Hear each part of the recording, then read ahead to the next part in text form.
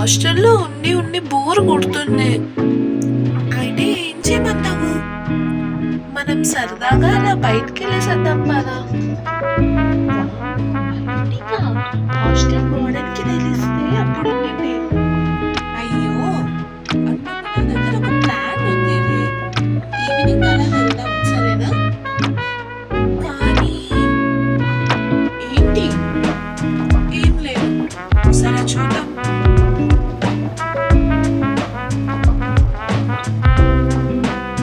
హా, ఇదేంటి ఇలా పడుకుంది? ప్రియా, ప్రియా, ప్రియా లెగువు. చెప్పాను కదా బయటికి వెళ్దామని ఈవినింగ్. లెగువు, లెగువే. అబ్బా, ఏంటి నీ గోలా?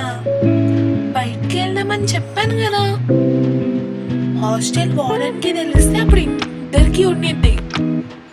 అబ్బా, ఏం తెలియట్లేను. లెగు. Let's go. ఇప్పుడు నువ్వు వెళ్ళి నీ సైకిల్ తెచ్చుకోపో, నేను నా సైకిల్ తెచ్చుకుంటా. వామ్మో, దీనికి నా సైకిల్ ఉందని చెప్తే ఖచ్చితంగా తీసుకురమ్మని చెప్పింది. లేదని చెప్దాం. లేదే, నా సైకిల్ పంచర్ అయింది. ఓ అవునా, సరే నా సైకిల్లో వెళ్దాం. ఎక్కడికి ఎక్కడికి ఏంటి అని ఇవేం అడగద్దు, జస్ట్ నాతో పాటు రా అంతే. వస్తే దొరికామనుకో ఏం కాదు, నువ్వు నాతో పాటు రా. సరేలే, పా. చూస్తున్నావు ఏంటి? రా. మేడం, మీరు వస్తారా రారా ఈరోజు? గుడ్డు గుడ్డు అంటే నా మాట విన్నావా? ఇప్పుడు నన్ను పడేసావనుకో, చూడు చెప్తున్నా, నాకు వచ్చే సైకిల్. ఎక్కడికి వెళ్తున్నామే ఇప్పుడు? నాకు తెలియదు, పద చూద్దాం. అక్కడ ఏదో చెరువు ఉంది. అవును, ఆపే సైకిల్ చూద్దాము. సరే, ఆపుతున్నా ఇక్కడ.